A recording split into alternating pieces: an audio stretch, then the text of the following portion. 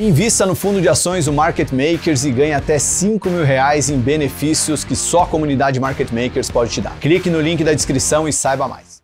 Para você faz muita diferença uma ação estar disseminada nas carteiras dos outros fundos? Faz. A gente tem até uma visão geralmente considerada contrarian do mercado. Eu acho que essa posição de Petrobras já diz também, bem. eu acho. Talvez o único gestor que tenha mais Petrobras que você é o Ibovespa.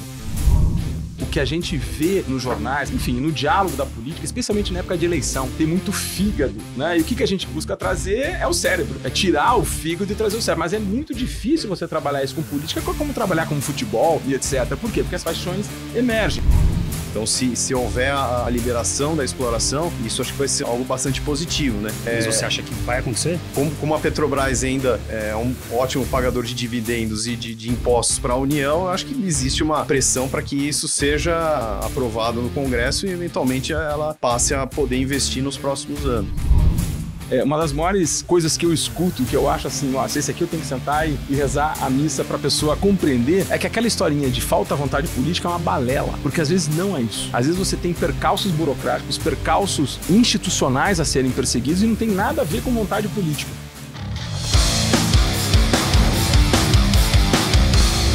Sim, tá começando mais um Market Makers, o podcast da família investidora brasileira. Seja muito bem-vindo, está começando mais um episódio com Renato Santiago ao meu lado. Tudo bom, Renatão? Tudo bem, você? Tudo bem. Programa diferente hoje, hein? Diferentão.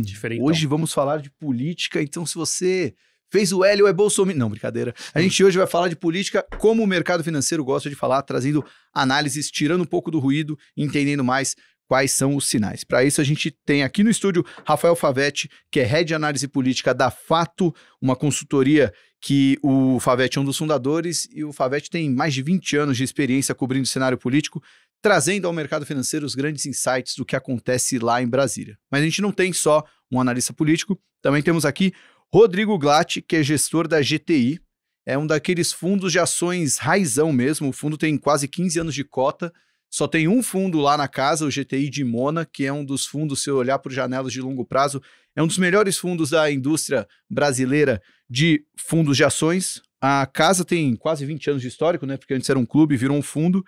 E quem investiu no cota 1 do GTI de Mona já multiplicou por 6 o capital investido. Nesse período, o Ibovespa subiu 75% e o CDI, que é o maior inimigo dos gestores, 300%. Então, temos aqui um analista de ações raiz e um analista político para entender como que a política de fato faz preço na bolsa, como é que o mercado financeiro tem que interpretar os sinais que vêm de Brasília. E o Favetti já falou antes do episódio, Renatão, que maio e junho são meses determinantes no primeiro mandato, né? Foi isso no FHC, no Lula, no Bolsonaro e está sendo agora no Lula 3.0, Lula... 3.0. Eu já cansei dessa numerologia. Lula 3, tá bom.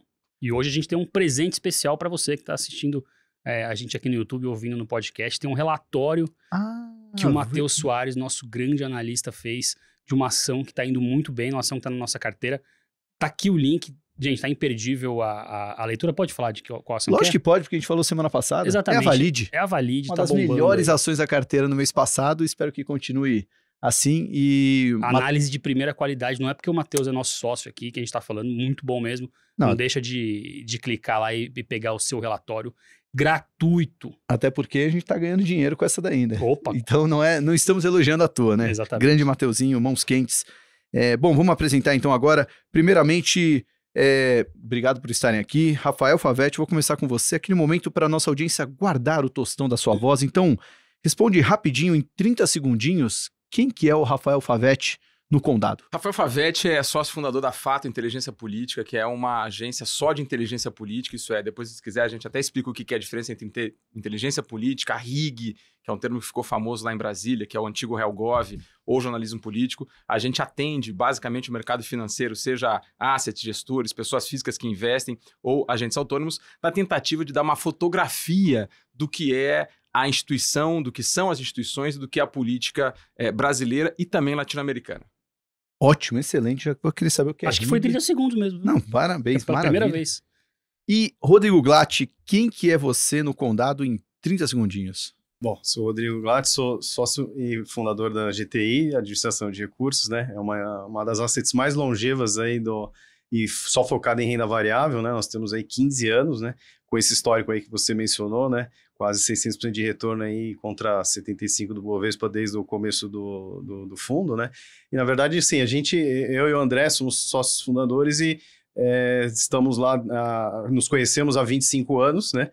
Começamos nossas carreiras juntos no Banco Bozano Simonsen, né? E aí tivemos a ideia de montar um clube que depois, posteriormente, foi incorporado pelo principal fundo, como você mencionou, né? O GTI Dimona Brasil FIA, né?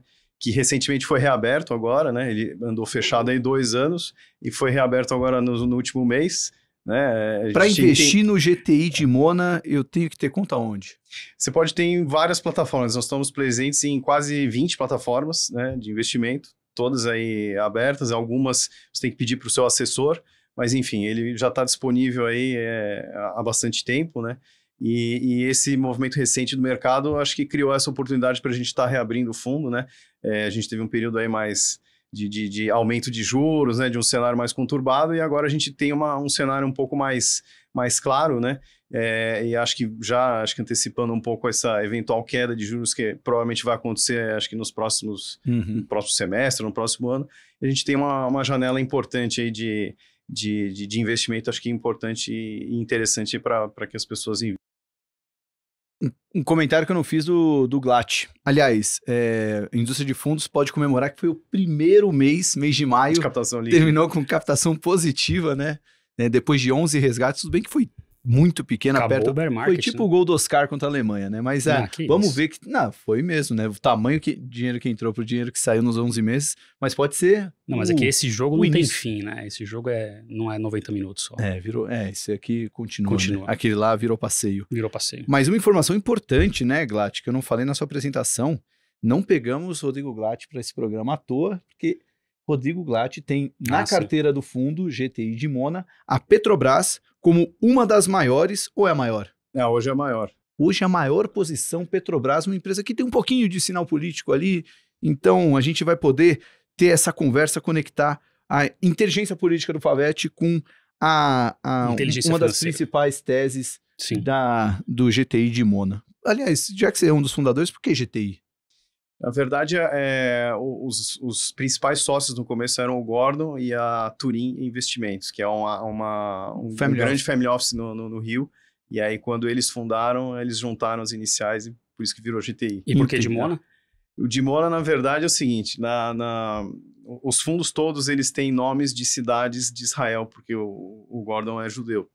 E uma das cidades principais é Dimona. Dimona é uma central nuclear dentro de Israel. Então, como era algo impactante... Por isso que o fundo é explosivo. Escolheu Dimona como o nome do principal fundo.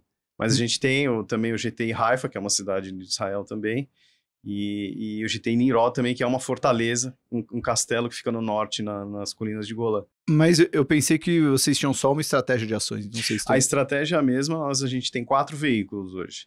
Então, o principal fundo é o Dimona, aí a gente tem o GTI Haifa, que atende clientes institucionais, que é adequado para a antiga 3792. A gente tem uma carteira de um investidor estrangeiro também, que replica a mesma estratégia, e temos o GTI Nimrod, que a gente trouxe para o mercado em 2020, porque naquele momento, a gente entendia que a estratégia do Dimona, o capacity dele estava completo, então a gente acabou fechando, né? E aí a gente tinha um fundo mais líquido, né? Um pouco mais concentrado, então a gente optou por abrir o Nimrod. Né?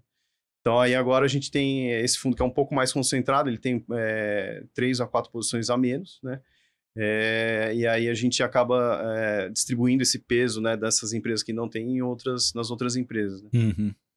Boa. Bom, e André, né, um dos sócios, André Gordon, aliás, um abraço para o André.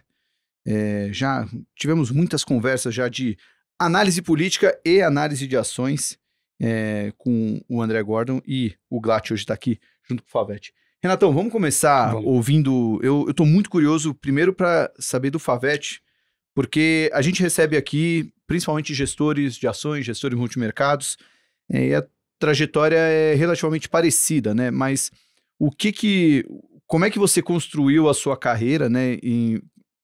Para entender melhor o que você faz e como é que você atende o mercado financeiro. Em outras palavras, o que você entrega para o mercado quando alguém no mercado contrata o seu serviço? Bacana, o background nosso, ele vem... Eu trabalhei no Supremo muito tempo, em torno de um decênio no Supremo Tribunal Federal, e lá eu fui chefe de gabinete de um ministro, Sepúlveda Pertence é o nome dele, para mim é um gênio na arte de pensar a sociologia jurídica e também o direito. E dali eu fui para o Executivo, e no Executivo eu fui presidente do CONARE, presidente do Conselho Nacional de Combate à Pirataria, secretário executivo de um ministério importante, que é o Ministério da Justiça, consultor jurídico geral desse ministério, e depois eu também participei de um partido político no Senado. Então, eu tive uma percepção dos 3 poderes. E o meu mestrado, minha graduação é na UNB em Direito, mas eu sou doutor em Direito, mas o mestrado é em Ciência Política. Numa época em que a UNB não tinha doutorado em Ciência Política ainda. Então, exigia-se dos mestrandos uma capacidade quase de doutor. E aí eu larguei o Direito. Teve um momento que eu larguei o Direito e fiquei só. A minha primeira empresa era Max Estratégias Políticas. E era uma empresa voltada àquele nomezinho que eu falei para você de RIG, que é Relações Institucionais e Governamentais. Esse nome é importante porque ele está no Ministério do Trabalho hoje. Hoje você tem aí pessoas que só fazem isso, que trabalham as relações público-privada. Então eu comecei aí e depois eu entendi um pouco, isso é bacana falar, depois eu entendi um pouco que aquela pessoa que faz relações governamentais, que faz RIG, que faz pressão, que faz lobby, etc., não dá para fazer análise. Porque fica muito, muito, muito difícil separar, às vezes, o trabalho de fazer pressão, que é basicamente um advogado de uma causa, e fazer análise. Isso não dá. O cara que faz pressão, o cara que faz o approach, que faz o lobby, etc., o RIG, né? E aqui o lobby eu estou falando, evidentemente, quem está nos vendo e ouvindo, está sabendo que eu estou falando do lado positivo da pressão no parlamento e não no termo jocoso e ruim que ficou da palavra. Por isso que a gente utiliza a RIG, né? Que é Relações Institucionais e Governamentais. É óbvio que a pessoa que faz o RIG tem que se usar da análise, mas quem faz análise não pode fazer pressão.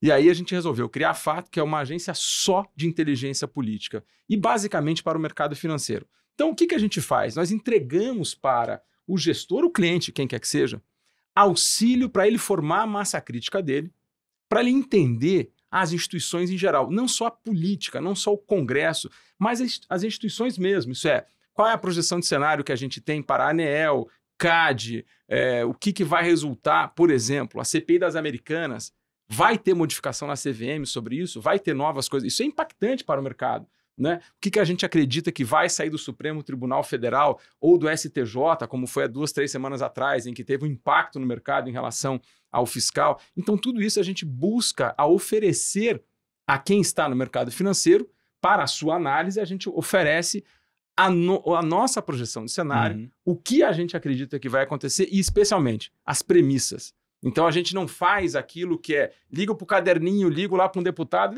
o que vai acontecer? Não. Isso também faz parte do processo, mas, na verdade, são mananciais analíticos, teóricos, potentes que a gente tem, nossa, entre aspas, modelagem, certo? E a gente oferece essas premissas para o cliente. Então, é basicamente isso que a gente faz. Várias perguntas que surgiram aí. Primeira, a rotina de vocês é muito mais explicar o dia a dia ou explicar o estrutural, com base na demanda que vem? E a segunda, existe uma diferença de cliente? Um gestor demanda coisas diferentes de um outro gestor, ou o assessor de investimentos, enfim. Dá para meio que tornar uma commodity esse produto, ou você tem que entregar algo completamente diferente dependendo de quem demanda? Muito bacana a pergunta, porque eu imagino hoje quem trabalha full no mercado e às vezes tem que explicar para a mãe, para o primo, etc., que uma boa empresa que vai lá fazer compra, etc., uma boa empresa de bolsa, né? O que é a mesma coisa na política. Às vezes, o que a gente vê nos jornais, o que a gente vê, enfim, no diálogo da política, especialmente na época de eleição, né? Tem muito fígado, né? E o que a gente busca trazer é o cérebro.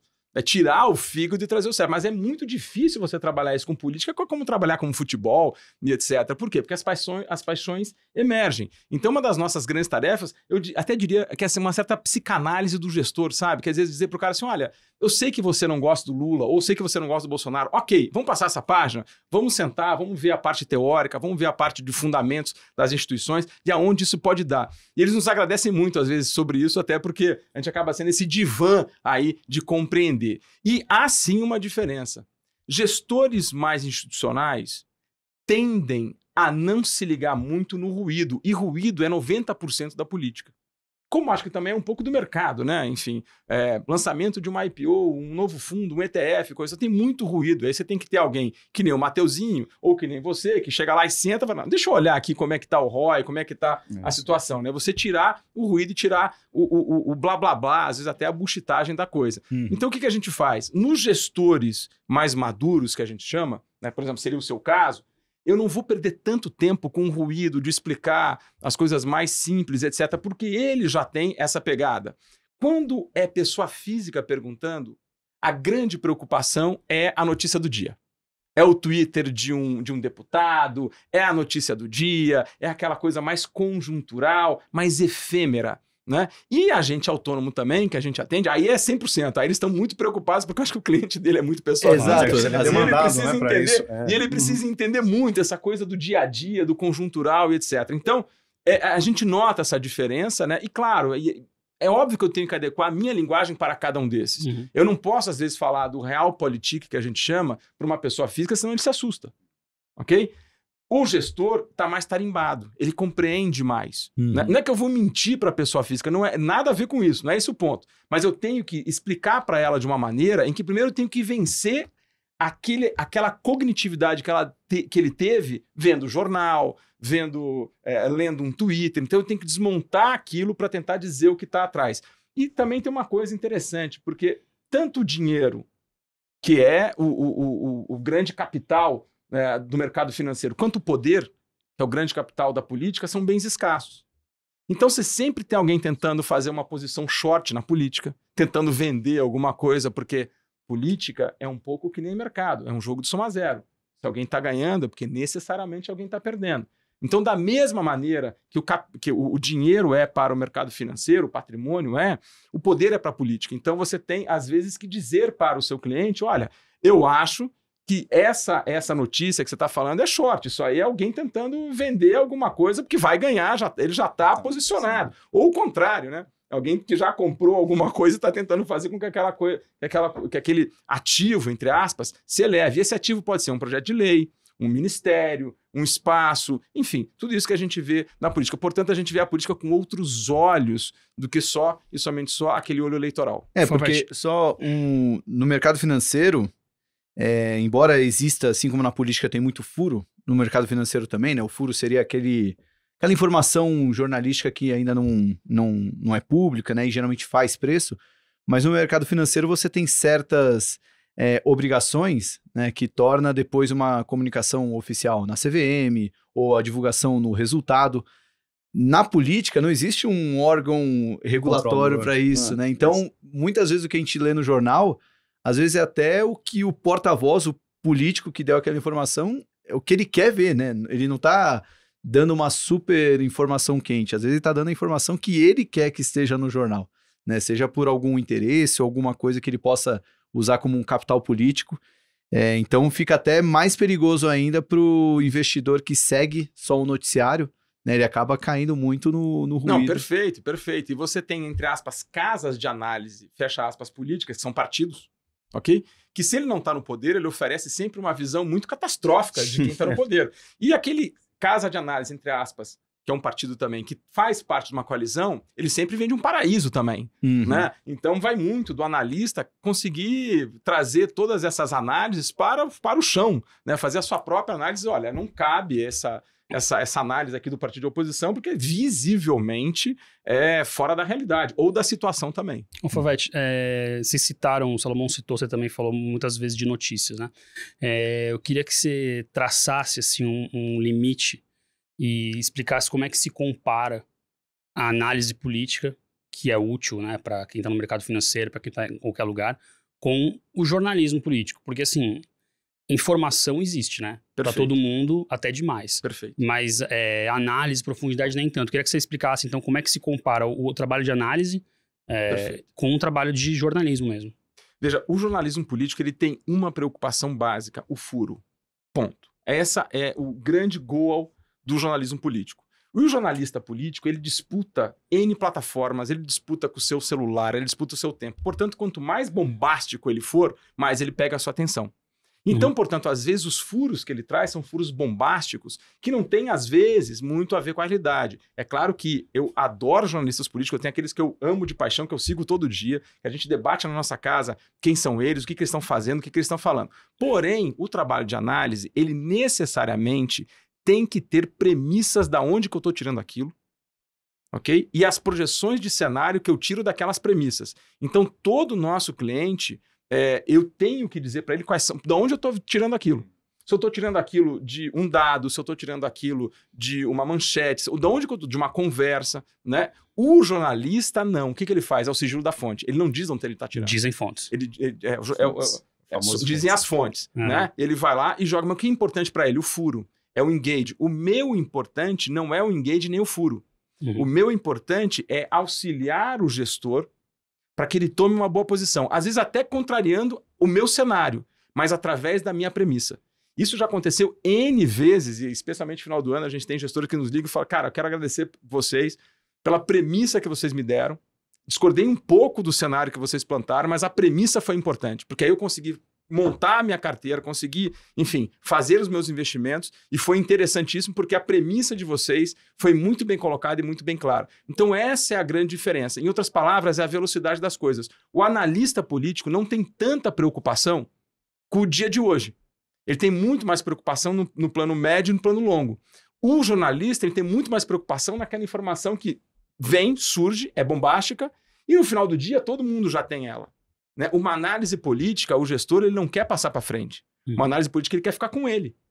Já o jornalismo político ele quer passar para frente. É a velocidade da coisa, ele transmite mais. Então essas são as diferenças básicas. E claro, para se fazer o jornalismo, você tem que ter basicamente um bom caderninho de contatos.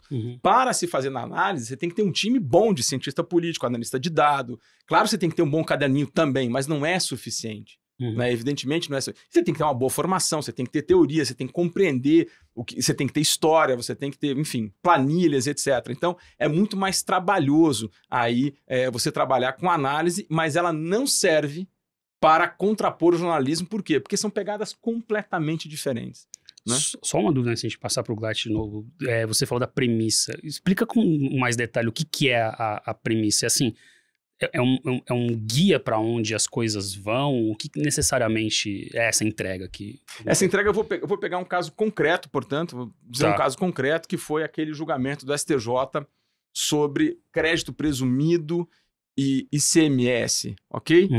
O caso faz 3, 4 semanas, menos todos vocês vão lembrar, e os nossos clientes nos ligaram, e o que a gente teve que falar para eles? Primeiro, a diferença entre crédito presumido, isenção, estados, guerra fiscal e etc., as capacidades dos estados, fizemos uma análise de quem tinha crédito presumido, quem não tinha, e mais, começamos a analisar, é aí que foram nossas premissas, voto a voto anterior de cada ministro que ia votar, para dizer o nosso cenário do que a gente achava que ia passar. Então, quais são as nossas premissas? Eu dizia assim, olha, o ministro fulano, certo? Ele votou nos últimos 5 anos dessa maneira. E deu para notar que nos últimos 3 meses ele parou de julgar. Significa que ele está pensando. Essa é uma premissa. Se ele está pensando, ele está remodelando talvez o voto dele. E se o voto do relator vier assim, assim, assado, é capaz que ele vote com o relator. Apesar dele ser um cara que estava dando as isenções igual crédito presumido para ICMS. Então a nossa premissa foi lá olhar o voto do ministro, que é uma questão objetiva, aí tivemos que baixar o voto, botar para a nossa equipe jurídica analisar e etc. Né?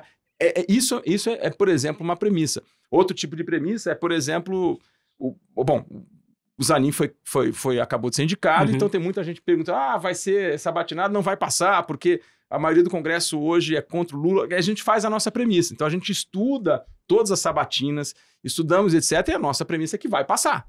Por quê? Porque a gente tem porque a gente explica lá, olha, contando com os votos, a gente acha que vai ter 49 votos no mínimo, e a gente explica por que vai ter 49 votos no mínimo, e a gente pega a parte da história, etc., e a gente joga a premissa. E claro que o gestor, né, enfim, vai escolher. Eu peguei uma coisa que não tem muito a ver com gestão de ativos, porque essa é uma pergunta que está vindo muito hoje, em virtude que no dia que a gente está gravando, esse assunto está nos jornais. Então, muita gente pergunta sobre isso.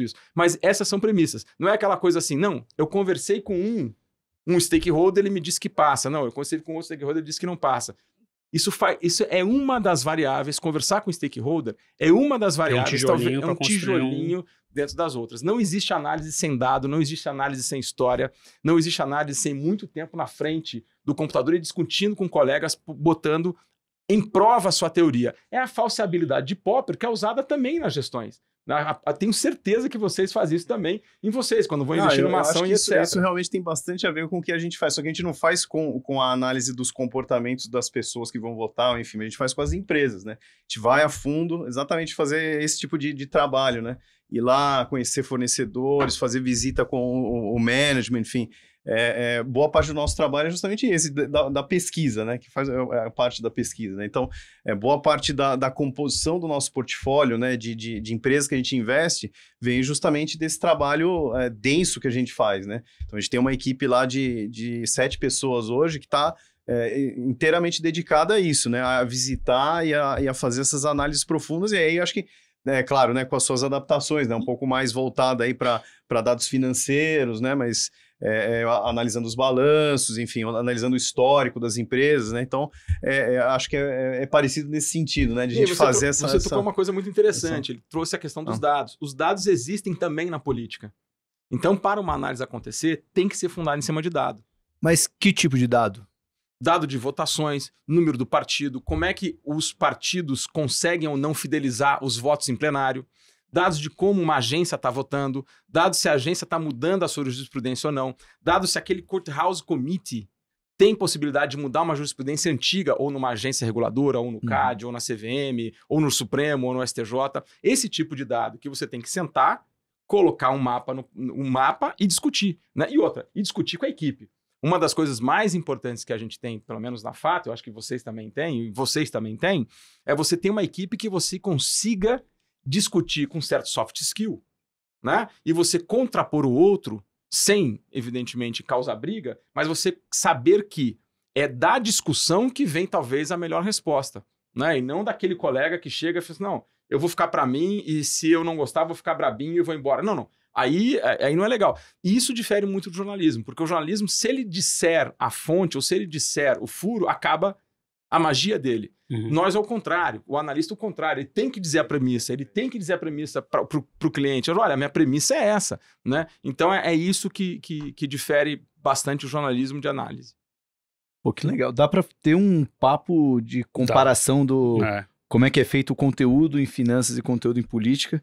Acho que a gente vai entrar em mais assuntos relacionados a esse no papo, mas eu queria trazer um pouco para os dias de hoje.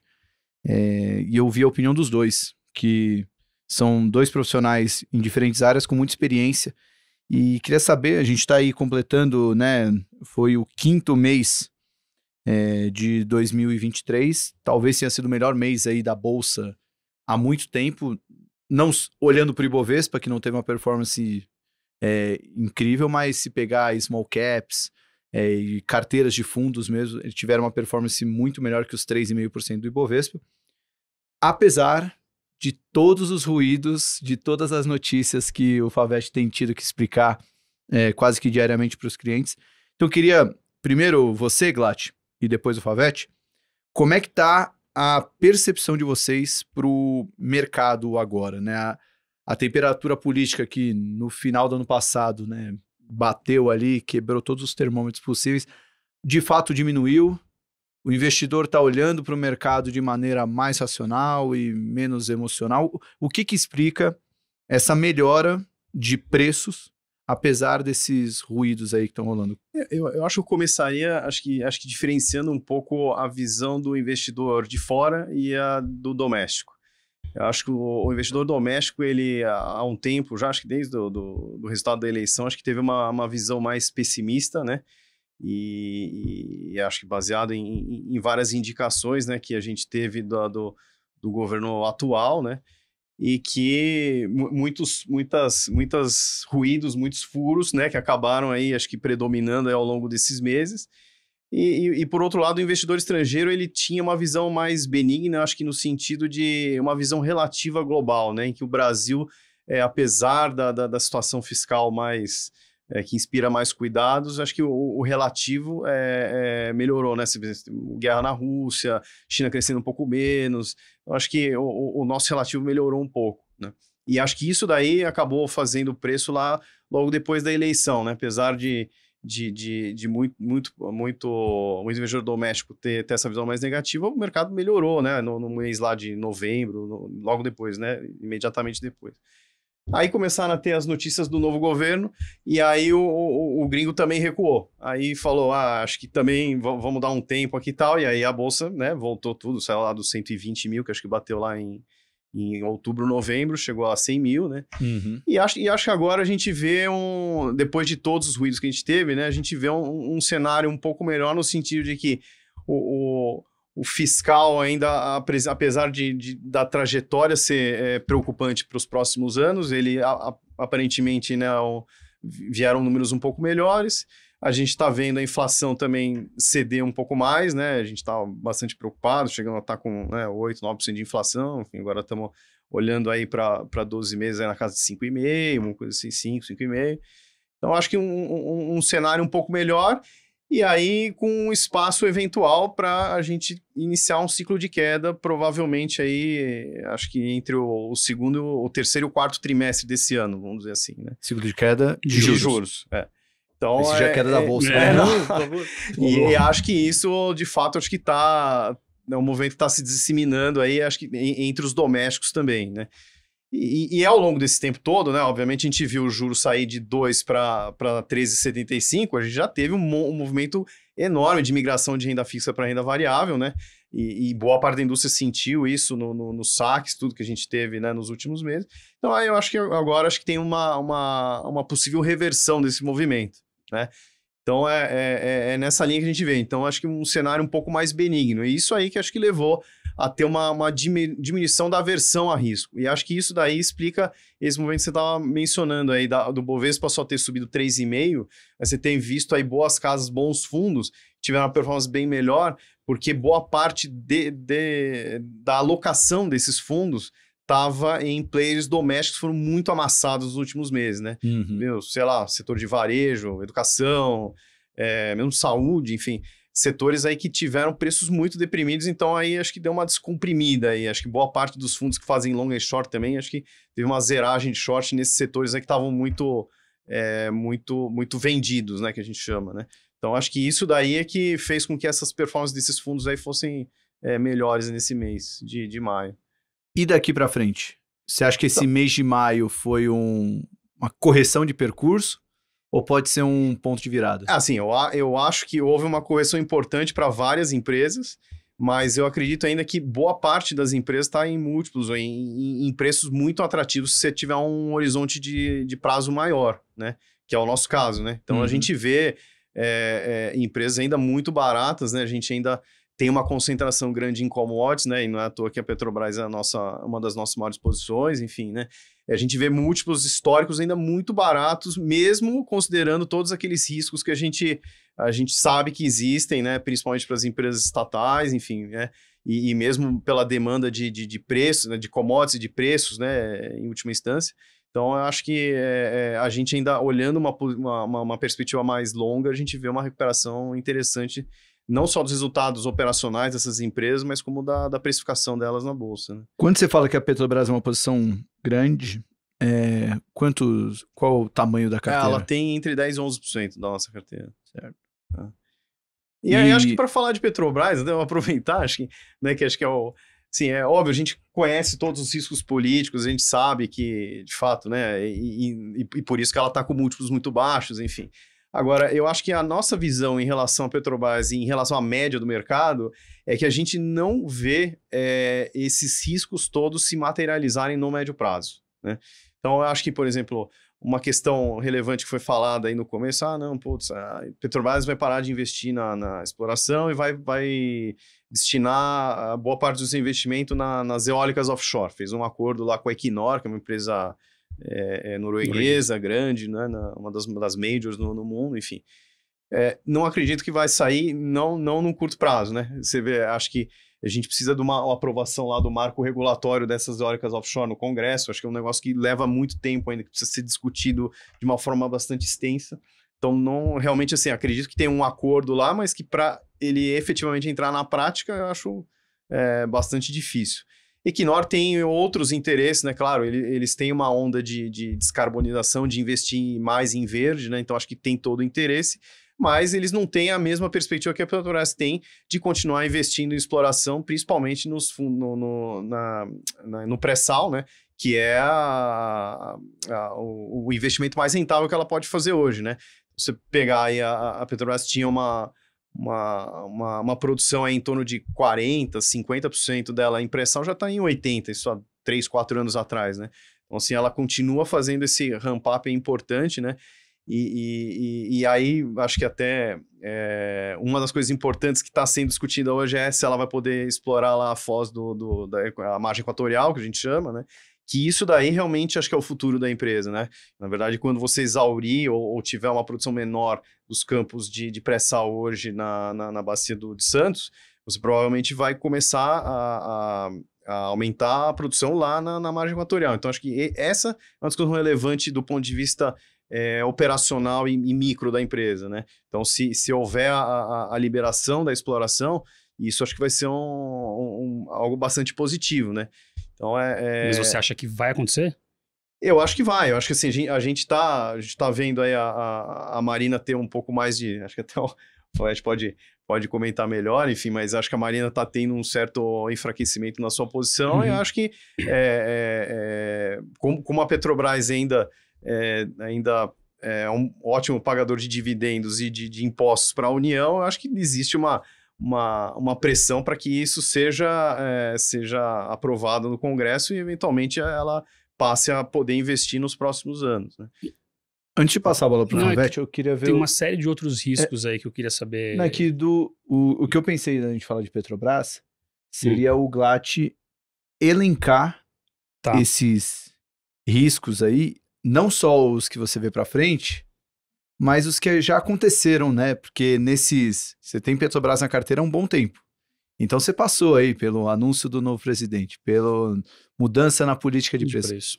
Como é que vocês balancearam ali a carteira? Aproveitaram para comprar em uma queda ou falaram, isso aqui talvez...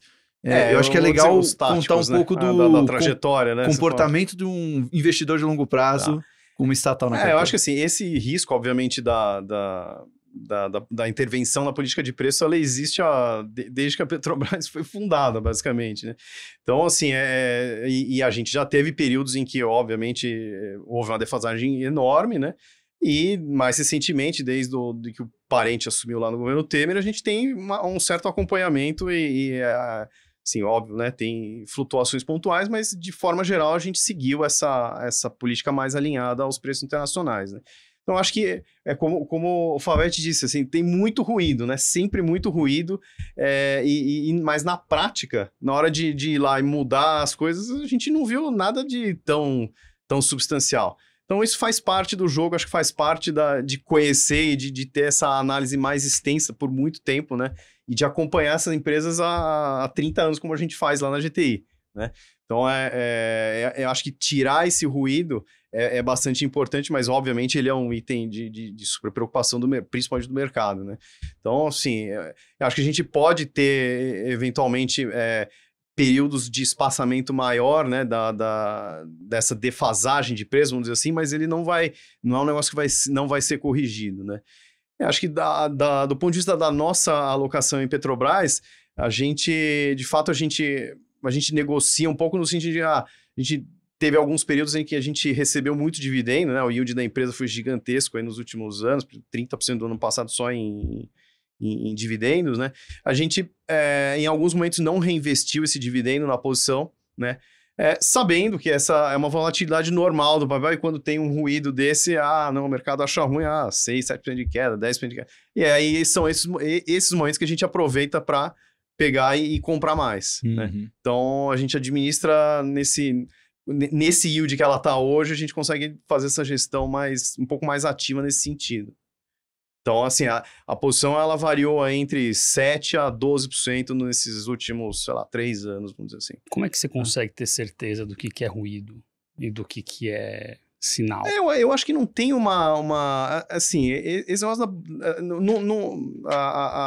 as indicações que a empresa dá é que são as mais relevantes, né? As pessoas que realmente influem. Então, o presidente da empresa, o Conselho Nacional de Petróleo, os conselheiros. Então, acho que tem uma análise de do envolvimento de todos esses personagens, né? E de quem realmente está... Qual que é a influência de cada um deles nesse jogo, né? Porque, na verdade, não é uma pessoa só, né? São vários grupos envolvidos aí, né? Então, acho que essa leitura de cenário, que acho que é o mais relevante, assim. Entrando nos números da Petrobras, valuation mesmo, pensando que algumas medidas não muito inteligentes no aspecto econômico-financeiro, de retorno de investimento, podem ser tomadas. O quanto que a Petrobras aguenta de desaforo aí nesses valuations atuais? Olhando para métricas do que ela está te entregando de resultado e o quanto ela pode piorar.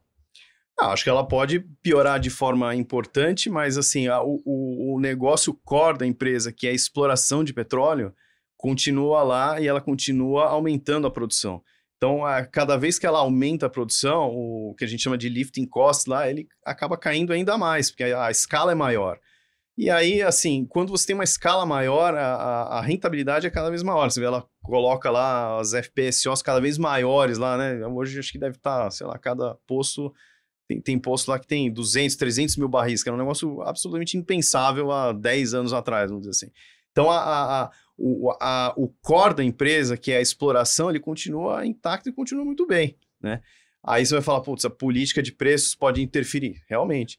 Só que, assim, isso, como eu disse, né? Eu acho que eles vão espaçar um pouco mais esse repasse de preços, mas eles também não são loucos de manter isso por muito tempo, porque, na verdade, você começa a ter competição lá das importações, enfim, e isso também pode tornar um cenário muito difícil para as distribuidoras aqui. A gente hoje tem distribuidoras independentes, né? Depois que a Petrobras privatizou 2, 3 refinarias, né? Então, assim, é um jogo que precisa ser costurado e precisa ser muito bem combinado, né? Então, assim, não dá para forçar só de um lado, né? Então, eu vejo mais nesse ponto, assim. Eu acho que eles... Assim como a questão do dividendo hoje também, né? A questão de... esse foi um dos maiores medos. Putz, a empresa está pagando 100% de dividendo, vai cair para 25%. Bom, tudo bem, tá vindo para 25%. Só que a gente não viu ainda cair para 25%. Tá lá, ela tá pagando ainda, por quê?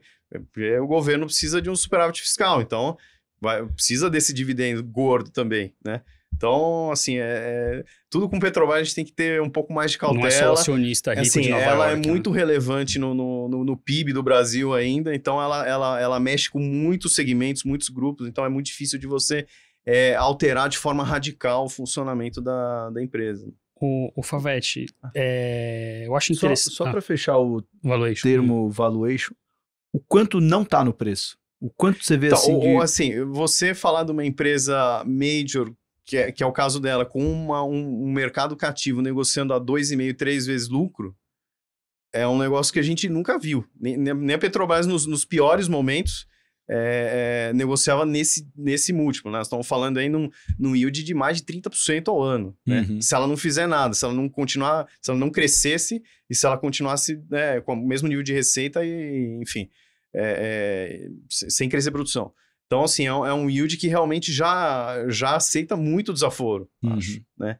Se pegar o múltiplo histórico dela, eu diria que deveria estar na casa de 6 vezes, 7 vezes lucro, né? Então, ela já está com desconto justamente por isso, esse temor todo de que ela vai sofrer intervenção, né? E isso vem desde a época do Temer e do Bolsonaro também, né? Mesmo no governo Bolsonaro teve esse temor, né? Ô Favete, já que a gente vai fulanizar na Petrobras, né, e pegando só os exemplos que a gente já viu nesse ano, né, teve a discussão do PPI, teve a discussão agora da Foz do Rio Amazonas, teve a discussão das offshores ali, e sempre políticos no meio falando desse assunto, né. O que eu queria saber, assim, o quanto do que a gente está ouvindo sobre essas notícias são, na verdade, disputas de poderes e são pessoas atrás do poder delas, e o quanto disso é realmente uma preocupação com o que realmente está sendo dito. Ou seja, o quanto dessa disputa pela Foz do Amazonas, por exemplo, é ambiental de verdade e o quanto isso é uma disputa de poder da pessoa que está interessada ali. O quanto, no caso do preço do petróleo, o quanto aquilo ali é o cara realmente achando injusto preço do petróleo ser caro, quanto é o político querendo voto porque gasolina cara é muito impopular, se capitalizar. A primeira coisa que a gente tem em mente, um pouco na linha do que você falou, é que você trouxe uma situação que você tem muita decisão horizontal. Né? Partindo do pressuposto que o Brasil é grande pra caramba e tem muitas instituições, ok? Você tem instituições que têm veto player e tem veto player. E essas instituições, elas são formadas por uma burocracia própria, que prestou concurso, etc. E que tem, óbvio que tem, pressão política. Mas ela tem muito mais também, às vezes, de mindset institucional. Eu tô falando do IBAMA. Uhum. É muito difícil a gente acreditar que um presidente da República, quem quer que seja, ok? Vai conseguir pegar o telefone, ligar para o técnico do IBAMA lá da ponta e dizer assim, faça isso. Ou para a Polícia Federal, ou para o Ministério Público, ou para, enfim, CVM, Banco Central. Cara, não existe isso.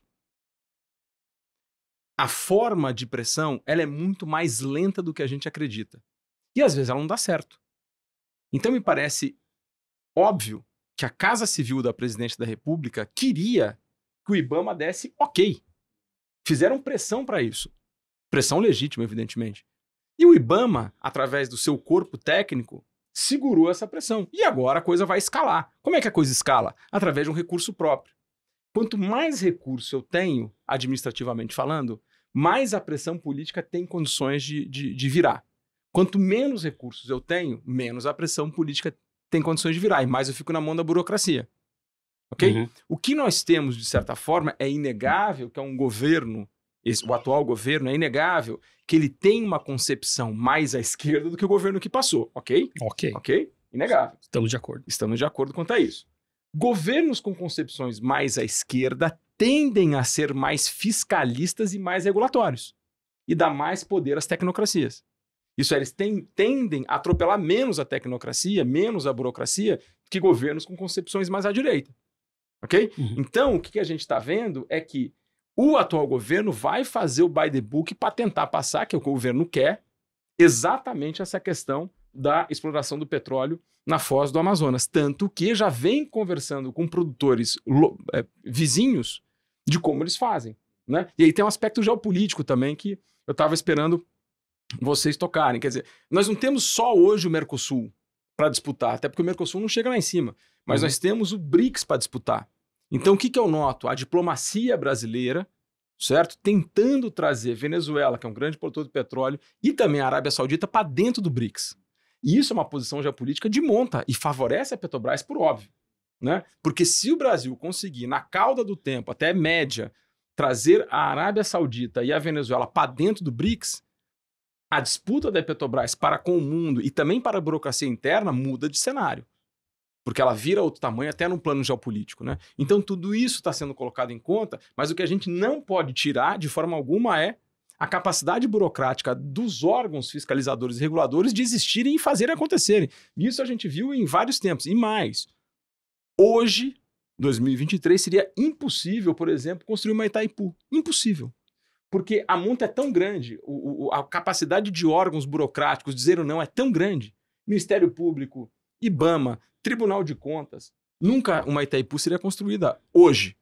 Né? Então, essas questões que são um pouco maiores do que o comum tendem a ter sempre um primeiro não da burocracia. Uhum. Se a gente botar no papel todas as grandes construções, desde 1988 para cá, ok, que são de certa monta, todas tomaram um não da burocracia de cara, de imediato. Né? Eu lembro que nas privatizações de Fernando Henrique Cardoso, por exemplo, ele tomou não de todo o judiciário de primeiro grau.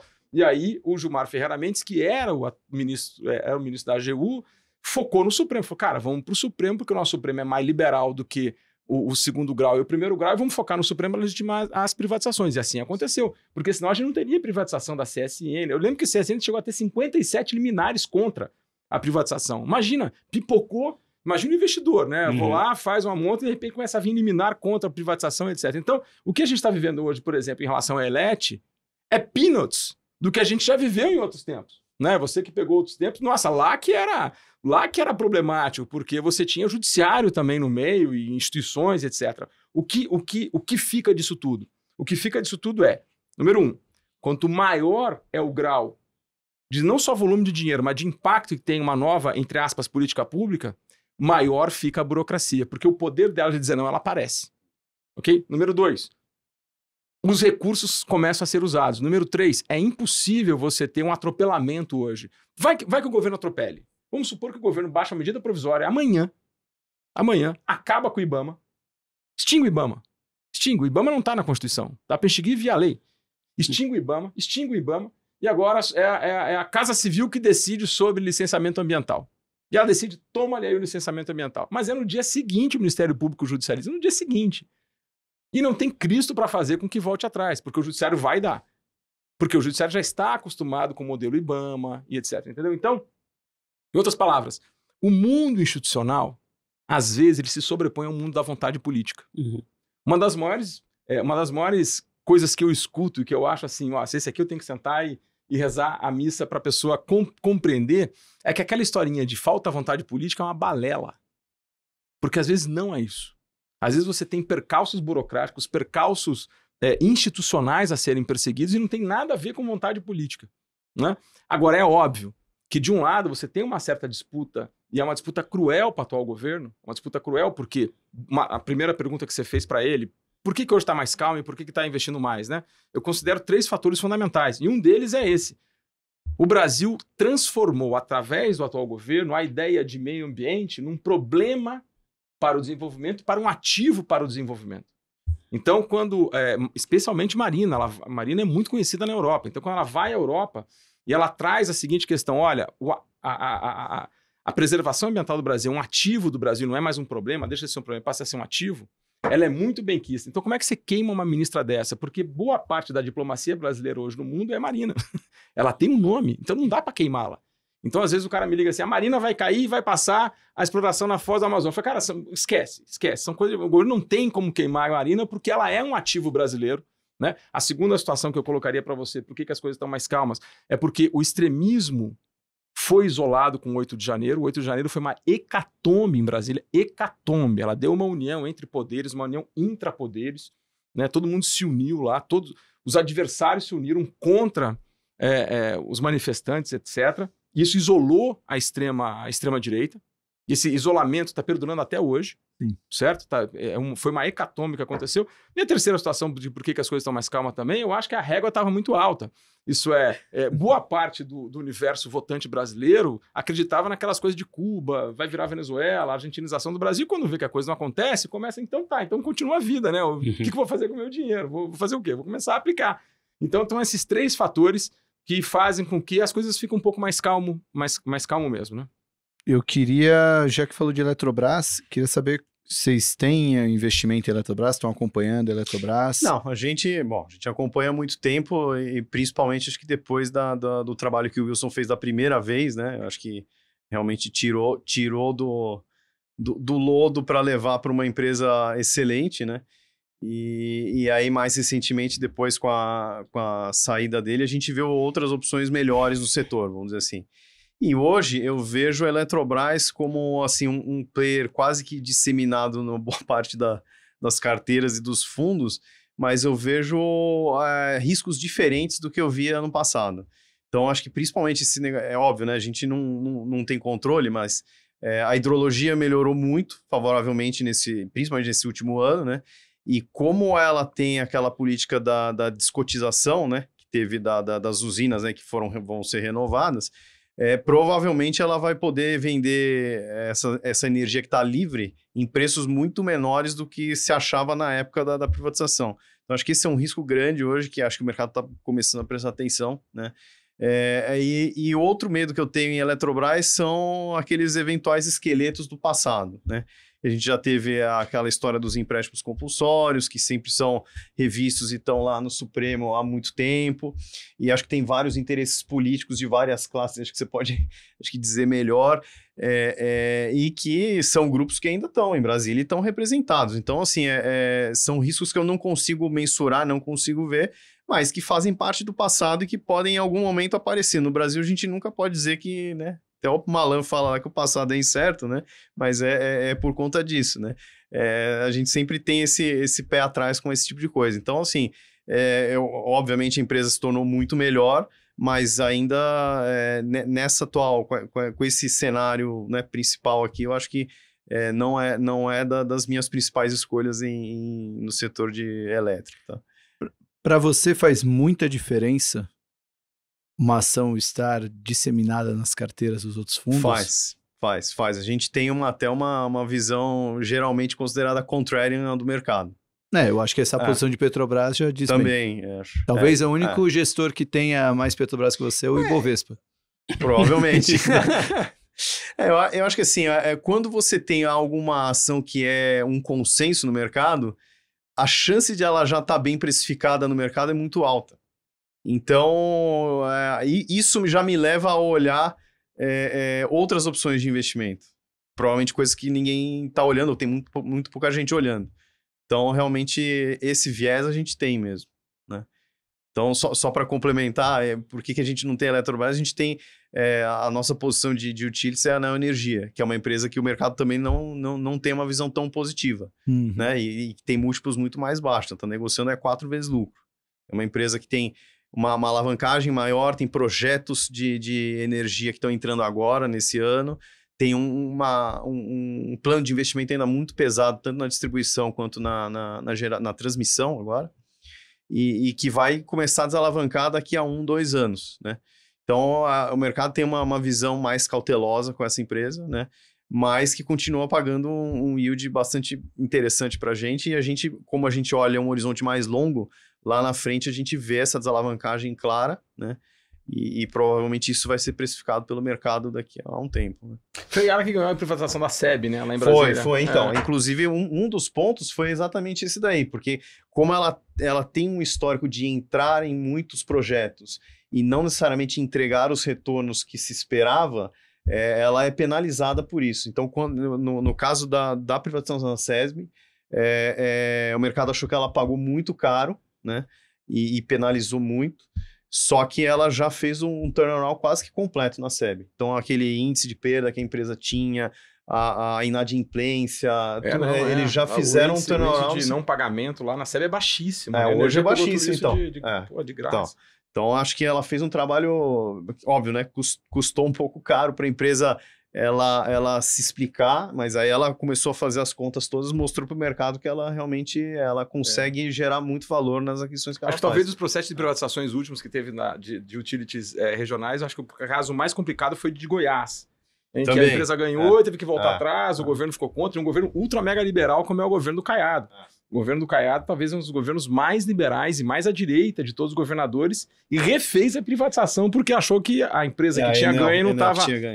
Por causa da pressão da indústria química, né? Que a indústria química estava bastante braba com a privatização. Então, acho que a privatização deve ter durado acho que uns 5, 6 anos.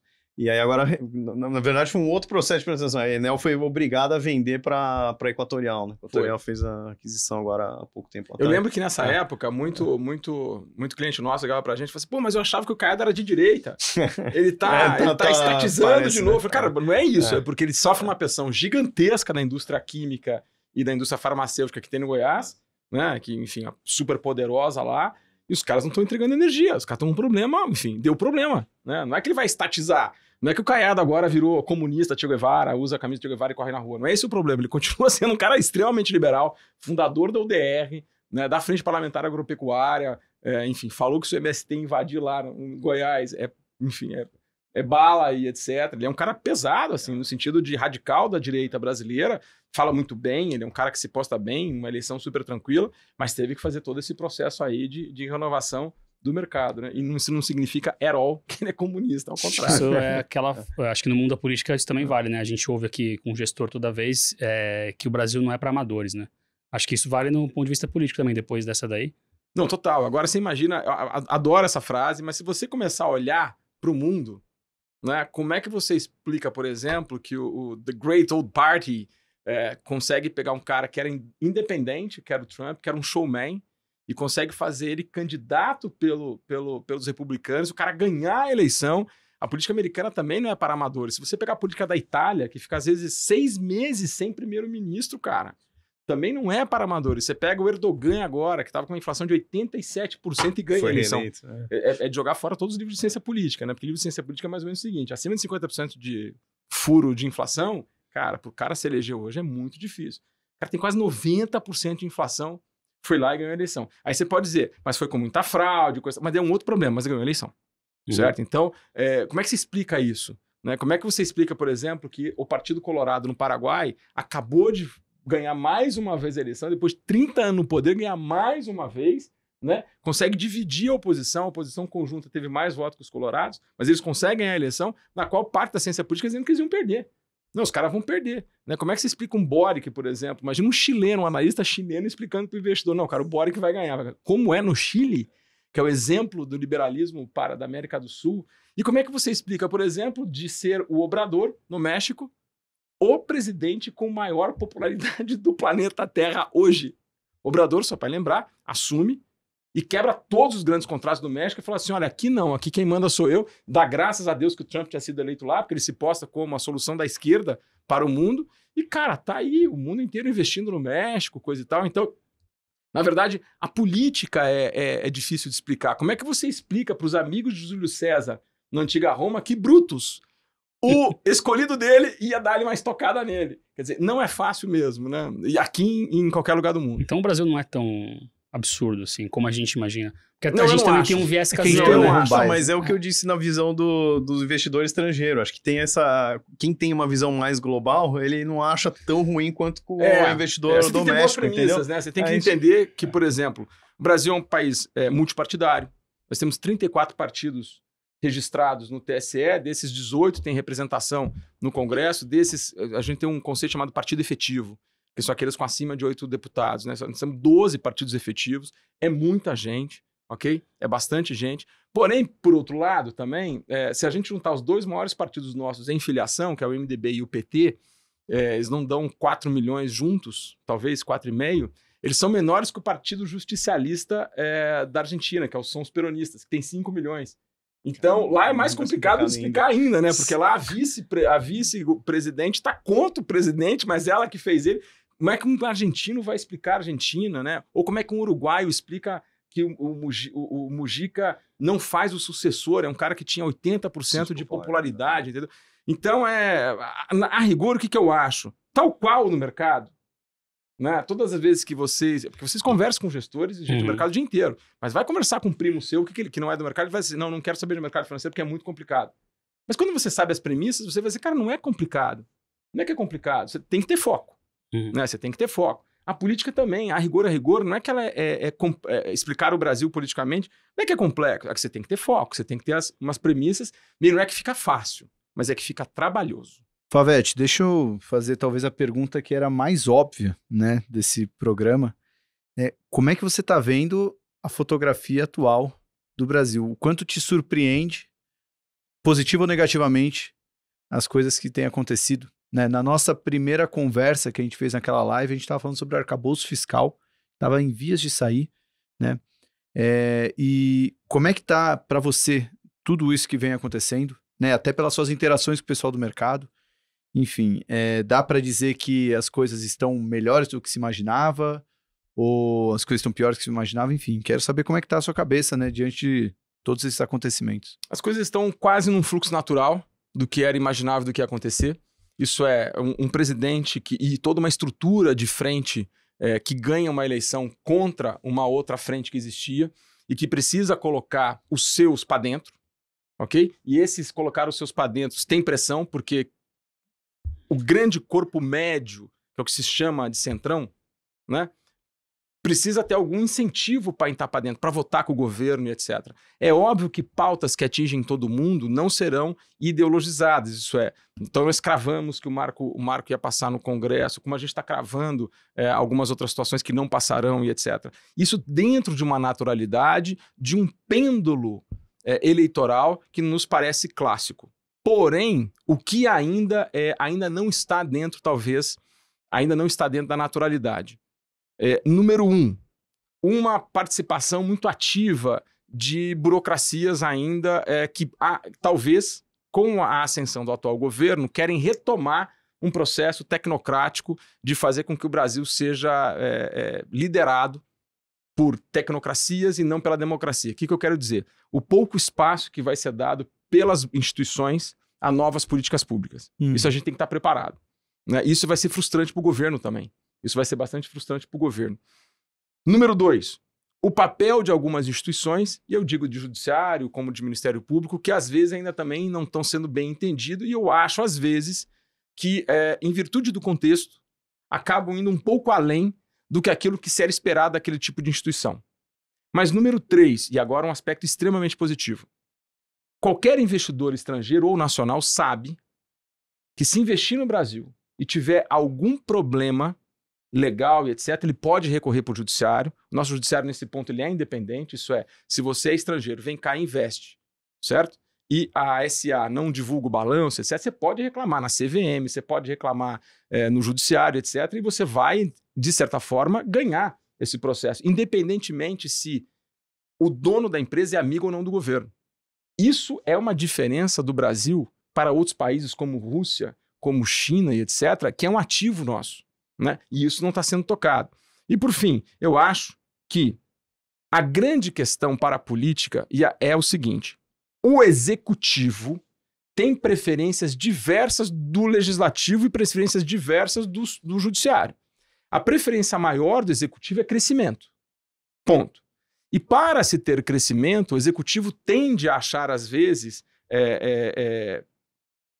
caminhos que o mercado não gosta, certo? Por exemplo, para o fiscal. Às vezes um caminho que o executivo quer agrada muito o pessoal de equity, porque vai bombar uma empresa, etc. Mas o pessoal do fiscal fala, não, pelo amor de Deus, isso aqui vai ter estouro daqui a um ano, não dá, né? Então, é isso que a gente fica de olho, e essas preferências do crescimento são absolutamente contrárias, diferentes das preferências do Congresso, porque as preferências do Congresso Nacional são paroquiais. O que um deputado da minha região quer, eu sou de Pato Branco, Paraná, é extrair dinheiro do Fundo Nacional para levar para Pato Branco, porque assim ele se mantém tendo voto. Isso não tem nada a ver com crescimento.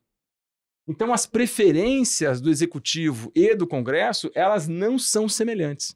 E aí que está o complexo da coisa, aí que está o trabalheiro da coisa para a gente saber o que está dissonante, o que está consoante, etc. E por fim também, nós temos um judiciário que a partir da Constituição de 88, ele deixou de ficar à margem do sistema e ele passa a ter um papel central. Isso é comum nos países da América Latina, nos países do leste europeu de recém-redemocratização. Adam Przeworski, que vem da economia, aliás, ele trabalha essa questão, especialmente na América Latina, especialmente no leste europeu, de como o judiciário se torna uma força política própria nesses países, né? Então a gente tem que colocar na conta também as possíveis reversões no judiciário de boas políticas públicas ou más políticas públicas também, não importa, mas que vêm do executivo ou até chanceladas pelo legislativo. Então a gente tem que colocar esse jogo aí entre os três poderes em conta, fora as pressões do mercado, fora as pressões, enfim, do Ministério Público, etc. Logo, e sem fugir da sua pergunta, é muita naturalidade. É com muita naturalidade que a nossa casa, a Fato Inteligência Política, está vendo esse maio-junho aí de 2023 em relação ao novo governo. E também estamos vendo com uma certa naturalidade o que pode acontecer nas próximas eleições e ainda mais o que vai acontecer nessas eleições de 2024, que são as eleições municipais, que elas têm uma certa diferença da nacional, porque conta muito a questão local, evidentemente, mas elas dão um certo dique de como o eleitor pensa. Bom, e isso é importante. Então vamos já responder esses 3 pontos. Primeiro que a gente falou na apresentação, né? Maio e junho, por que é um bimestre tão interessante no cenário político?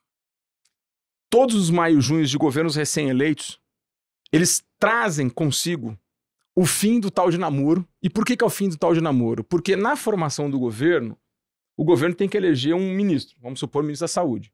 E ele tem que colar no plantel 4 ministros da Saúde, um mais ligado ao partido tal, outro mais ligado ao partido tal. E quando ele acaba definindo quem é o ministro, e nesse caso foi uma escolha, entre aspas, técnica, porque foi a presidente da Fiocruz, que não era ligada a partido, né? O presidente e a Casa Civil, enfim, o complexo do governo acaba desagradando os partidos que queriam entrar no Ministério da Saúde. Só que eles não podem falar isso no primeiro mês, no segundo mês. É justamente em maio e junho que eles começam a querer exigir a volta daquele lugar que eles não foram.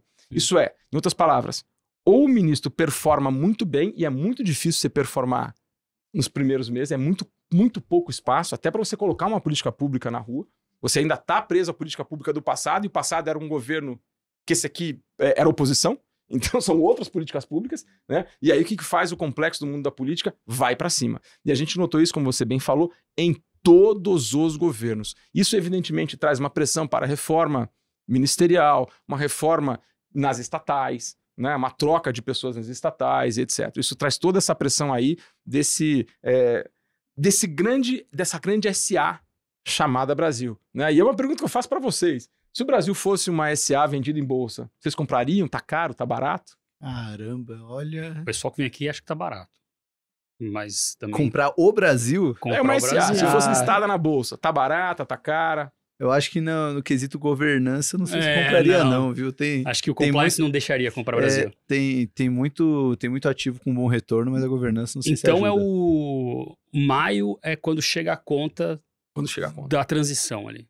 Exatamente. Se você pegar a última grande emenda do último governo, que foi uma PEC, foi em dezembro, foi dia 21 de dezembro, certo? No último dia, passou uma PEC no último governo. Mas não foi uma emenda do último governo, foi do novo governo que não tinha tomado posse, certo? E para você passar uma PEC, gente, não é tão simples não, é meio complicado. Então tudo isso leva a essa fase de maio, junho, que tradicionalmente é uma fase de cobrança. E toda a fase de cobrança acuou o governo, certo? Então a gente viu Fernando Henrique acuado, vimos Lula 1 acuado, vimos Dilma acuado nesse período e vimos também o próprio Bolsonaro acuado nessa fase. Se você pegar, faça um convite a todo mundo aqui, vá no Google, dá uma olhada lá, maio, junho de 2019 e veja lá, era Bolsonaro brigando com Rodrigo Maia, relações estremecidas, Centrão pedindo reforma ministerial, é muito parecido, assim, né? Muito parecido o padrão de que acontece, porque a política continua sendo a mesma, e como a gente falou, para aqueles que estão nos vendo e nos ouvindo, o poder ele é escasso. Não é tal qual o dinheiro é escasso. O poder é escasso. E quando alguém ganha, alguém está perdendo. Né? E quem perde fica só esperando o momento para dar o ataque. Tem uma... Eu só ia fechar as outras duas perguntas em aberto, só que eu estou preocupado com o tempo. Não, eu queria perguntar de reforma tributária. Então, manda ver, porque o Favete tinha falado que não está surpreso com o que está rolando agora, nem com as eleições, o que pode vir nas eleições de 24 e 26. Eu não sei se ele já tem algum... resumo então, melhor, porque senão vai perder o fio da meada. Um leve resumo aí, se você não está surpreso até agora e falou de 24 e 26, o que a gente pode esperar nas próximas duas eleições? 24 a gente tende a ter políticos tradicionais ganhando os grandes centros urbanos, porque isso a gente viu em 20 acontecendo, contrariando o que tinha acontecido em 18. Né? Isso por quê? Porque no plano local, certo? Conta muito como o eleitor vê aquele cara que vai gerir a cidade. A cidade é diferente de gerir a nação. Ele é muito mais próximo de quem vai ser prefeito de São Paulo, prefeito do Rio de Janeiro, prefeito de Curitiba ou de BH, do que vai ser o presidente da República. Então conta muito esse background da pessoa no local, certo? No prefeito. Logo, a gente espera que políticos mais tradicionais vençam as eleições de 2024, que são para as prefeituras, do que grandes outsiders, essas coisas todas que normalmente você vê em outro tipo de eleição, como para proporcional, para deputado, até para senador e às vezes até para presidente da República. É raro, mas acontece. Para 2026, o que a gente tem? A gente tem dois grandes blocos aqui, em torno de 20% mais extremados. Esses blocos eles tendem a crescer perto das eleições. Quanto mais vai chegando perto das eleições, esses blocos crescem, e eles dão um espaço muito pequeno para um eleitor pendular. Mas é esse eleitor pendular que decide o voto. Agora, o mais importante de tudo, esse eleitor pendular está decidindo o voto nos últimos 5 dias das eleições. 5 dias das eleições. Isso é muito importante. Por quê?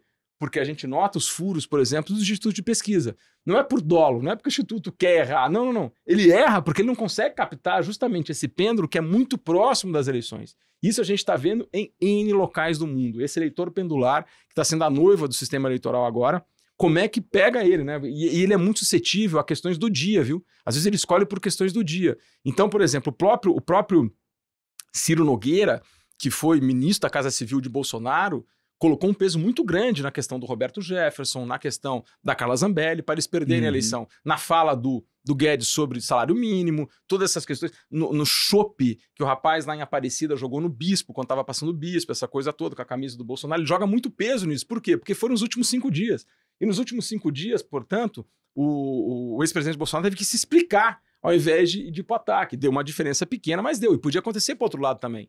Então, é isso que a gente espera para 2026. Uma pegada forte e uma briga pelo eleitor pendular muito, muito ferrenha. E o mais interessante, quem irá disputar em 2026, óbvio que a gente tem o nosso mapa de quem vai disputar, não pode perder, de certa forma, a radicalidade, porque ele precisa manter vivos esses núcleos, mas ele não pode afastar esse eleitor pendular, que ele é um eleitor muito de centro e muito suscetível a pequenas coisas. Então é uma tarefa muito, muito complicada para marqueteiros e para os próprios candidatos, que quem errar menos é que leva. Vai ser uma eleição muito parecida com as duas últimas. Então. Não, e daqui para frente, tirando Haddad e Bolsonaro 2018, que a diferença foi 10 pontos, certo? A diferença de Dilma e Aécio já foi pequena, certo? E se fosse Lula em 2018, talvez a diferença não ia dar 10 pontos que deu Haddad versus Bolsonaro, porque Haddad não era um nome nacional. Ele teve que fazer-se um nome nacional, mas chegou no segundo turno. Sim. Certo? E as projeções que a gente tinha, que a Haddad estava crescendo. Logo, se as eleições demorassem mais 2, 3 semanas, capaz de Haddad ficar mais próximo ainda das eleições Logo, o que a gente tem daqui para frente são eleições bastante parelhas aí, tanto para um lado quanto para o outro. Quem tinha esperança de terceira via... talvez. Mas a terceira via pode ser uma das polarizações anti-PT, hein? Cuidado com essa afirmação, é uma das coisas que a gente está olhando aí. Pavete, todo mundo que vem aqui do mercado financeiro está com uma expectativa muito grande de reforma tributária. Queria que você desse aí como é que tá o seu termômetro em relação a esse tema. Passa do jeito que tá, vai ter muita mudança, os grupos de interesse vão conseguir destruir ela de alguma maneira. Como é que tá o tema reforma tributária ali em Brasília? Toda vez que a gente fala em reforma tributária, a gente precisa primeiro conceituar o que é. Reforma tributária, do jeito que o mercado quer e do que a gente fala, é uma reforma na Constituição sobre o sistema tributário. Por que eu digo isso? Porque mudanças da legislação tributária acontecem quase todo dia pelo Supremo, pelo STJ, pelo CARF, pela Instituição Normativa da Receita, pelos governos estaduais, etc. Então, todas as vezes que a gente fala em reforma tributária, é uma mudança na Constituição. A última grande reforma tributária que a gente teve foi em 93, com a emenda constitucional número 3, que foi a mini reforma fiscal do governo Fernando Henrique. Aliás, ela foi muito mais voltada para o sistema previdenciário, que para a empresa é tributo de qualquer jeito, do que para imposto sobre consumo ou sobre renda. Todos os governos de lá para cá tentaram, de certa forma, fazer alguma reforma tributária e ninguém conseguiu, certo? Só para vocês lembrarem, o mensalão era a tentativa de fazer 2 reformas, a Previdência e a tributária. A Previdência acabou que chegou a ser feita no primeiro governo Lula, mas a tributária não chegou nem a ser votada. Lula tentou voltar isso com Lula 2, Dilma tentou, Bolsonaro esboçou, Paulo Guedes falou, vamos mexer só em imposto de renda e o CBS mandou só um projeto de imposto de renda e CBS. E por que isso? E por que é muito difícil fazer uma reforma tributária? Porque eu só estou mexendo na Constituição, ok? Eu vou mexer basicamente no imposto sobre consumo. Estou falando de ICMS, estou falando de ISS. E toda vez que eu falo sobre ICMS, 27 governadores vão para o Congresso Nacional fazer pressão contra, ponto. Então eles vão lá e falam assim, cara, não sai, do jeito que tá melhor do que qualquer outra coisa. Acontece que 2 fatores são essenciais para os governadores ficarem incomodados com o atual sistema. Esses que eles defendem, há 30 anos eles defendem com unhas e dentes. O primeiro deles, uma das grandes fontes de financiamento do ICMS, que era a telefonia, hoje miou. Quem usa telefone hoje? Certo? Então miou o volume de arrecadação dos estados via telefonia mesmo, telefone na casa, aquela coisa toda. Acabou, né? Miou esse dinheiro. E a segunda situação é que no ano passado nós tivemos 2 leis complementares que mudaram, de certa forma, o status dos combustíveis sobre como e quanto eu posso cobrar sobre eles. Eu coloquei uma alíquota máxima aí, que é a essencialidade, que é 17% ou 18%. Isso fez com que os secretários de Estado da Fazenda, que estavam ganhando muito dinheiro, chegassem para os seus governadores e falassem, olha, bicho, o futuro é ruim.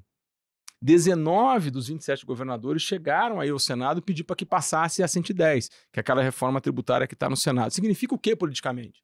Que hoje a gente tem uma janela de oportunidade sem o maior dos veto players dos últimos 30 anos para se avançar numa reforma da Constituição no ICMS. Isso nos últimos 30 anos a gente não teve isso.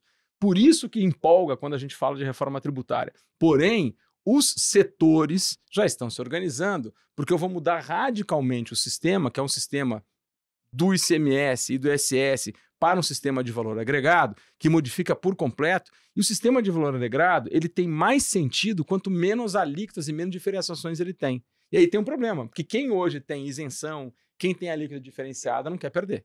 E faz pressão, evidentemente. Então, o que eu acho é que o governo atual foi, de certa forma, teve a sorte na história de ter as 2 leis complementares do ano passado e o fim da arrecadação que tinha sobre telefonia, certo? Então ele tem um momento porque ele tirou o player governadores, o player prefeitos ficou um pouco, nós vamos ver o prefeito do Rio, talvez alguns outros prefeitos falando contra a reforma em relação ao ISS, mas eles não têm tanta capacidade de fazer pressão no Congresso, e nós vamos ver os setores, né, fazendo pressão para que a reforma não modifique tanto aquilo que todo mundo quer modificar. Porque se eu falo assim, de pronto, todo mundo quer reforma tributária, todo mundo fala, eu quero, mas eu quero baixa de imposto.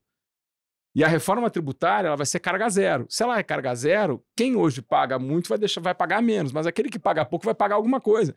E é isso que dá problema. Porém, nós estamos achando que esse ano é possível um avanço tremendo na discussão da reforma tributária como a gente nunca teve nos últimos 30 anos.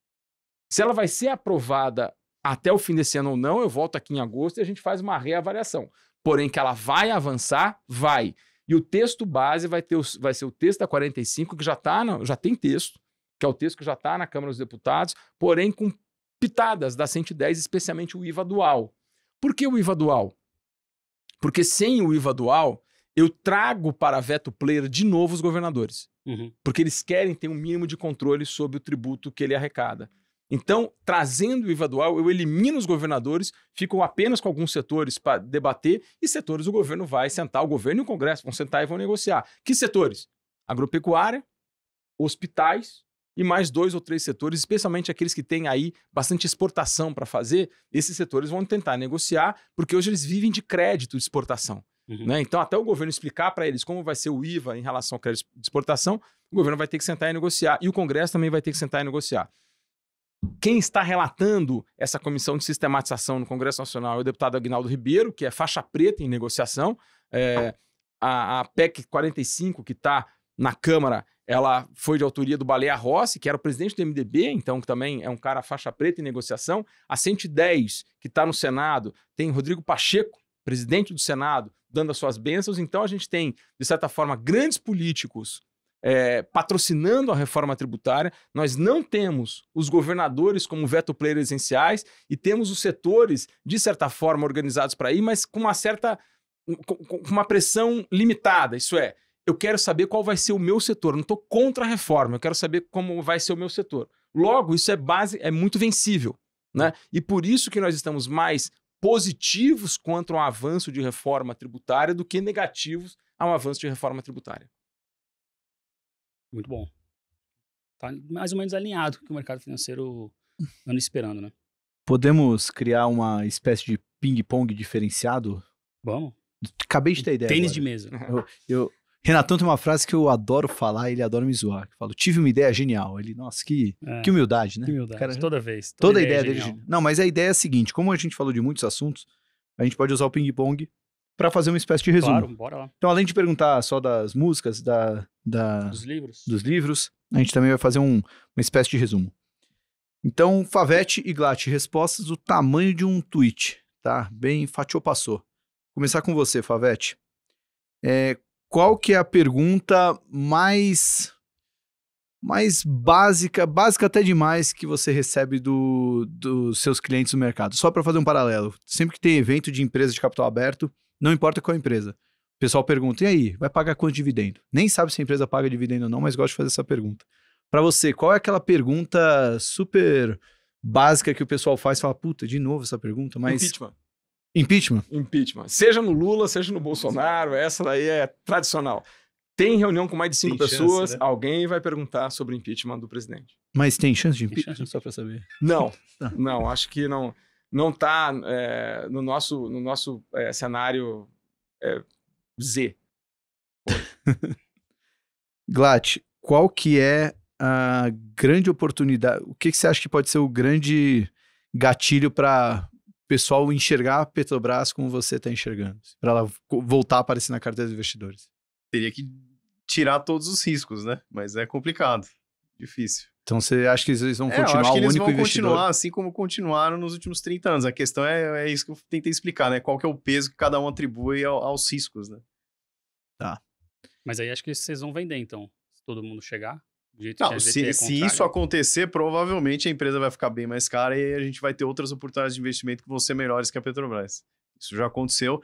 Inclusive, até posso dizer que numa dessas situações de euforia, que foi antes da crise de 2008, lá nos Estados Unidos, a gente teve posições short em Petrobras. Foi a primeira vez, e a primeira e única vez que a gente teve short em Petrobras, porque realmente as commodities ficaram em preços, assim, absurdamente caros.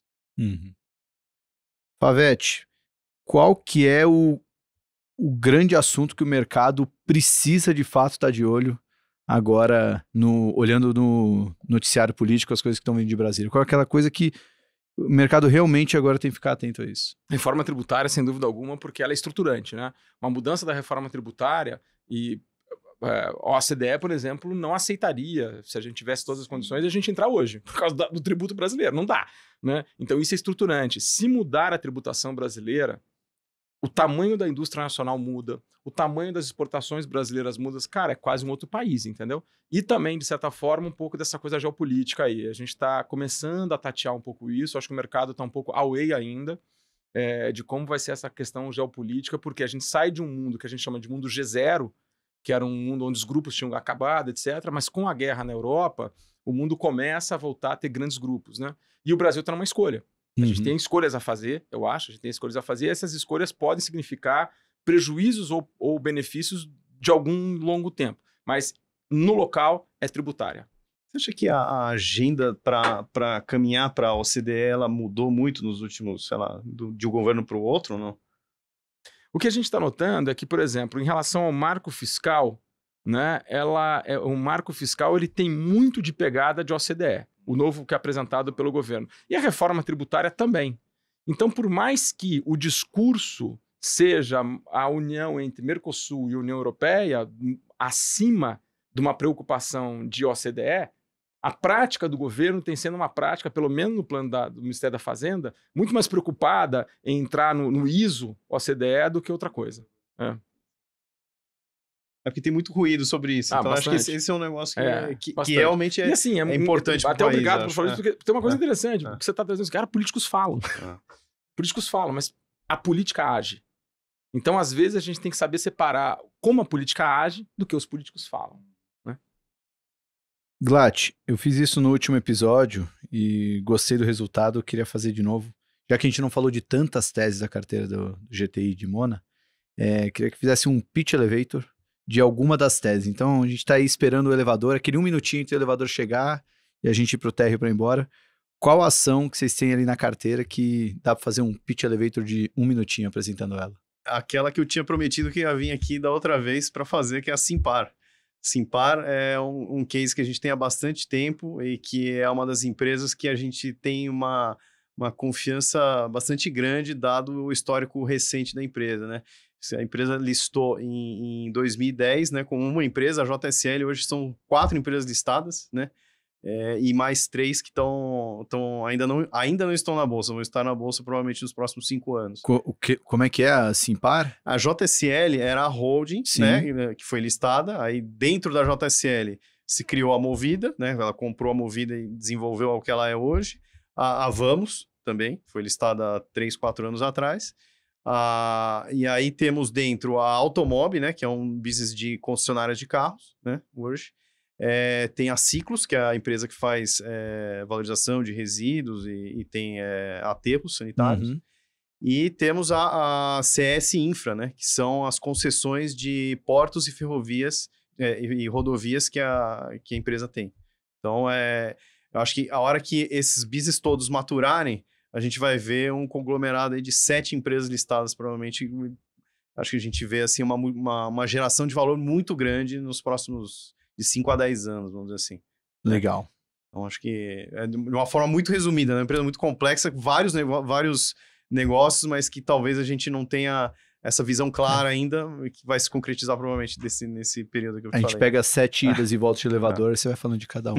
Não, mas já deu para colocar pelo menos aí a Simpar no pitch elevator. Vamos para os livros? Vamos para os livros. Ou você tem alguma... Não, pode ser para os livros. Alguma ousadia para trazer aí? Não, hoje não estou ousado. Não está ousado? Não. Então, vamos lá para os livros da biblioteca do Market Makers, que o pessoal pode encontrar onde essa biblioteca, Renatão?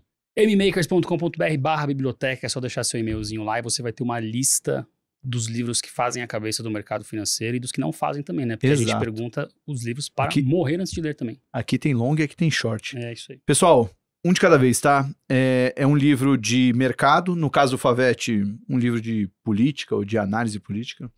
Um livro tema livre e um livro, como o Renatão definiu, para morrer antes de ler. Primeiro, o livro do tema de sua especialidade, Favete.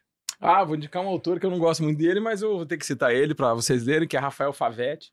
O nome do livro é Controle de Constitucionalidade e Política Fiscal, na qual eu desenvolvo a tese de que a política fiscal ela chega a moldar instituições e leis no Brasil. É um livro antigo, é um livro de 2001, mas a tese vem se comprovando ao longo do tempo. Um livro mais geral, eu acho que todo mundo tem que ler Modernidade Líquida, do Bauman, porque ele ajuda a entender bastante aí em que pé a gente está hoje, né?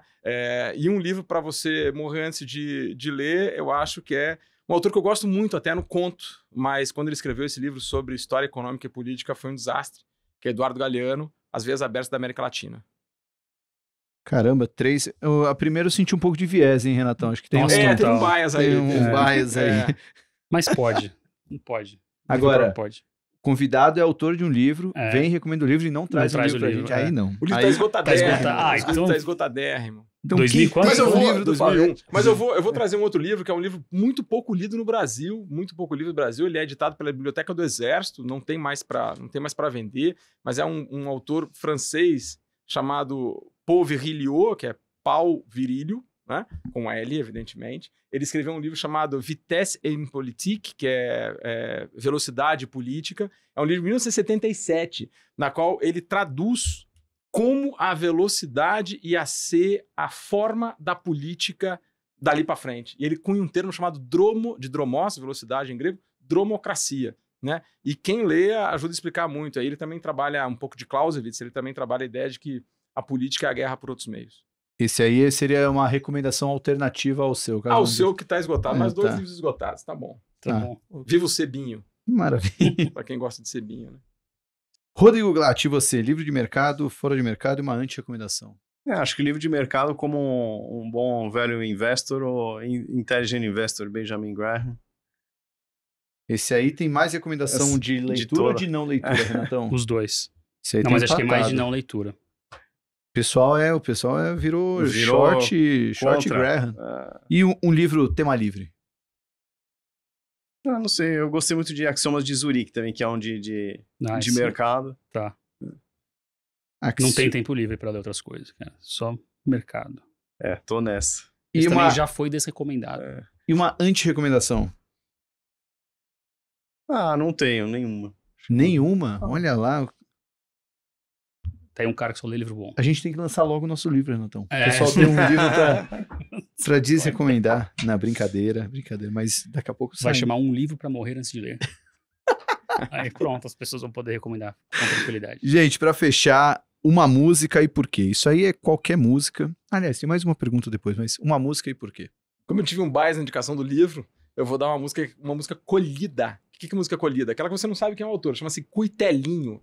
Ela tem várias gravações, Pena Branca, Chavantinho, por aí vai. É uma música colhida da época da Guerra do Paraguai, ainda por cima. Se você prestar atenção na letra, é alguém que tá na Guerra do Paraguai, no lá guerrear, em prol do Brasil, Milton Nascimento gravou também, né? Todo mundo gravou, todo mundo que tem raiz no interiorzão, assim, gravou. Uma música muito bonita até, a melodia bonita, etc. E a letra é de uma família, enfim, de uma pessoa que chega no Paraguai, né? Na Guerra do Paraguai e é isso. Caramba, que call profundo esse. E você, Glatt, uma música e por quê? Eu vou na mesma música que você me perguntou quando o pessoal gostava de rock, né? Breaking All the Rules, Peter Frampton. Nossa, aquela lista eu tinha que ressuscitar até.